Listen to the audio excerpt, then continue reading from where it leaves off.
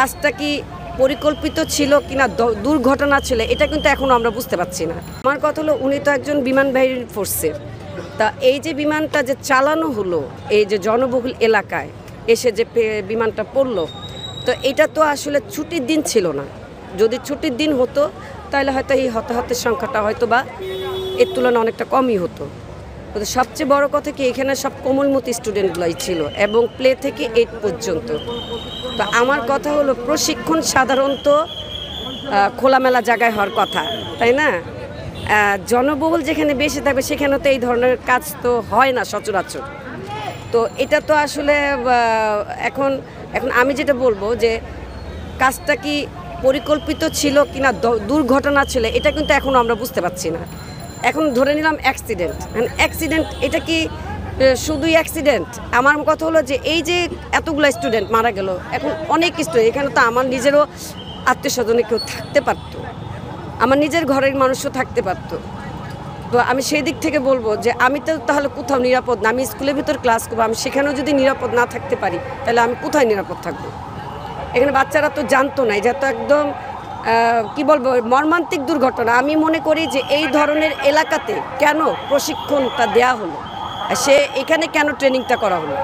ট্রেনিংটা তো হ্যাঁ বিমান, ওনাদের আইএসপি যেটা আমার কথা হলো যে ওনাদের এই জবাবদিহিটা কিন্তু এখন খুব বেশি প্রয়োজন আমাদের কাছে দিতে হবে, সাধারণ জনগণের কাছে, পুরো বাংলাদেশ তাদের কাছে কিন্তু এই জবাবদিহিতা দিতে হবে পুরো বাংলাদেশকে। না, এটা অনেক আগে আমি শুনছি যে এই বিমানটা কত সালে যেন শুনলাম 2012, হ্যাঁ এরকম হবে। তো এত আগের বিমান এতদিন পরে কেন চালু করলো? এখন সেটা কি ঠিক ছিল? এটা তো যান্ত্রিক কতটুকু ভালো ছিল সেটা কিন্তু তাদের খতিয়ে দেখা উচিত ছিল ছাড়ার আগে। এবং এটা আমি মনে করি একজন এয়ারফোর্স হিসেবে বা একজন বিমান বাহিনী হিসেবে এটা কিন্তু তাদের কিন্তু দেখা উচিত ছিল।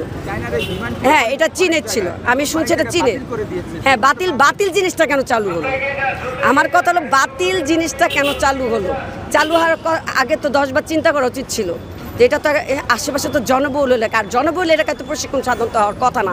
আমরা সাধারণত, আমি একজন স্কুলের টিচার, হ্যাঁ আমি এইটুকু বলতে পারি একটা স্কুলের সামনে হর্ন বাজানোই নিষেধ, গাড়ি হর্ন বাজানোটাই কিন্তু নিষেধ থাকে, আর সেখানে বিমানে প্রশিক্ষণ কীভাবে হয়? আমার কথা একটাই প্রশ্ন। কষ্ট মানে কি আসলে বুঝতে পারছি না। আমাদের স্কুলে তো সরকারিভাবে ঘোষণা আসছে যে জাতীয় পতাকা অর্ধনমিত করে রাখার, তা আমরা এই জন্য মোনাজাতও করছি, আমরা টিচাররা সবাই মোনাজাত দিচ্ছি স্টুডেন্ট সহ।